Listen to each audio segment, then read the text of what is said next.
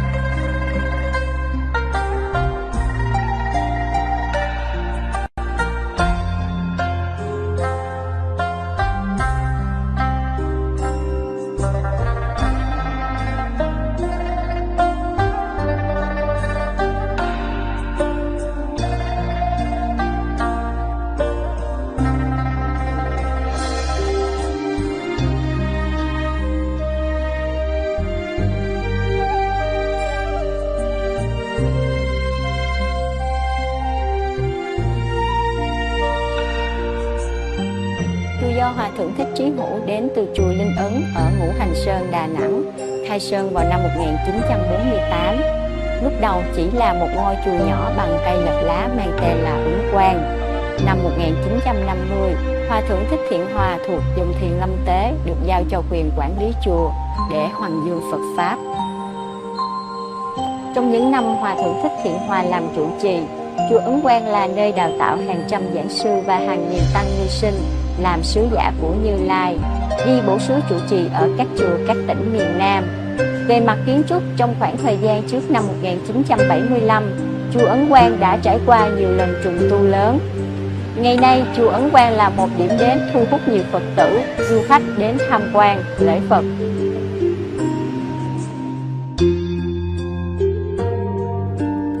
Năm 1951, Hòa thượng Thích Thiện Hòa đã vận động các trường Phật học Liên Hải, Mai Sơn, Sùng Đức và Ấn Quang hiệp nhất thành Phật học đường Nam Việt. Chùa Ấn Quang được đổi tên thành Ấn Quang, được chọn làm trụ sở của Phật học đường. Ngày 14 và 15 tháng 7 năm Quý Tỵ, tức năm 1953, chùa Ấn Quang tổ chức đại lễ khánh thành. Năm 1955, Hòa thượng cho xây dãy lầu nhà tổ và trai đường. Liên tục 2 năm sau, Hòa thượng cho xây nhà in sen vàng, xưởng nhang Bồ Đề, thư viện, nhà xuất bản, nhà phát hành Hương Đạo. Năm 1959, Ngài cho xây lại dãy lầu giảng đường. Đến năm 1966, chánh điện được tôn tạo. Năm sau, lầu tăng xá, nhà trai được tái thiết. Điện Phật được bài trí tôn nghiêm, chính giữa tôn trí tượng Đức Phật Thích Ca Mâu Ni và tháp xá lợi Phật. Phía sau đặt thờ 2 tượng hộ Pháp hai bên. Chùa có tượng Tổ sư Đạt Ma bằng gỗ và bộ tranh sơn mài Quan Âm, Văn Thù, Phổ Hiền. Trong hơn 1/4 thế kỷ, Hòa thượng Thích Thiện Hòa đã dành trọn tâm trí và công sức để tôn tạo ngôi chùa, mở trường Phật học đào tạo lớp tăng tài cho giáo hội.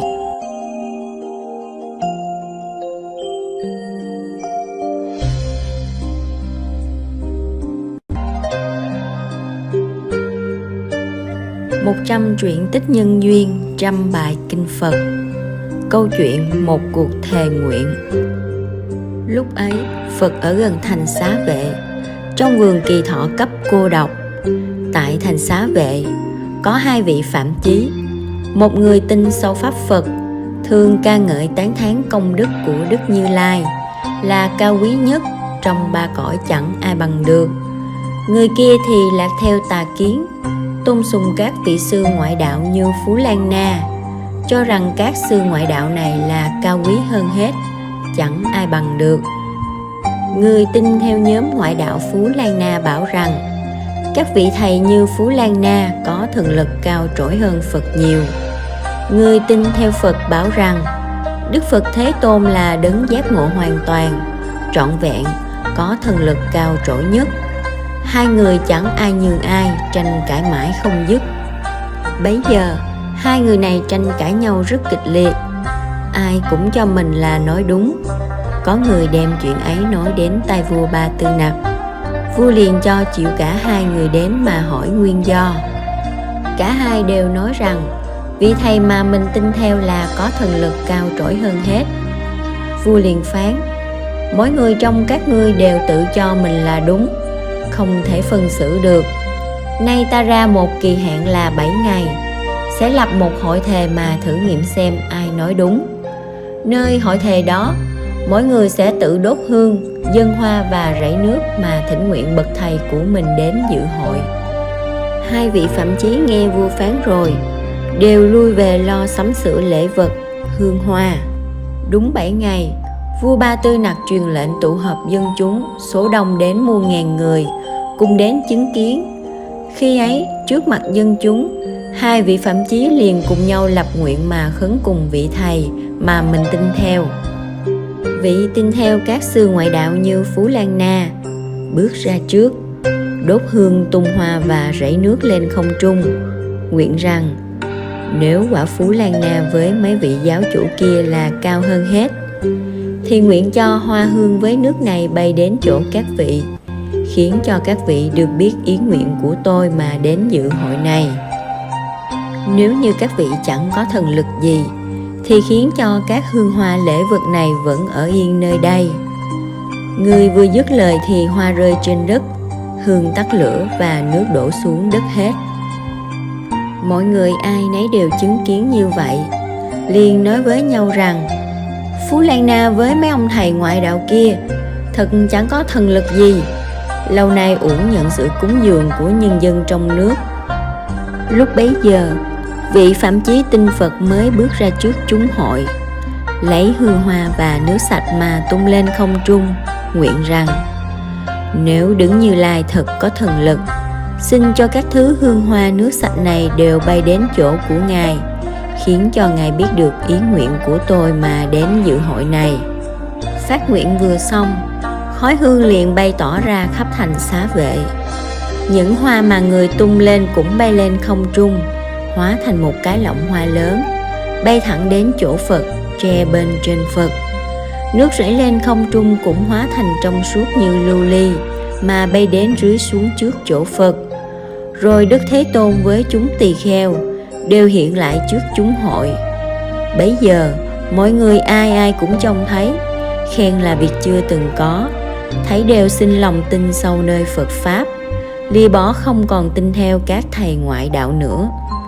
Vị phạm chí ấy thấy lời thệ nguyện của mình được thành tựu liền phủ phục, lễ bái trước Phật, phát lời nguyện lớn rằng nhờ công đức dâng hương hoa cúng dường hôm nay, trong đời vị lai tôi nguyện sẽ có thể vì những chúng sanh mù lòa mà cứu giúp cho được sáng mắt, vì những chúng sanh chẳng quy y Phật mà độ cho quy y.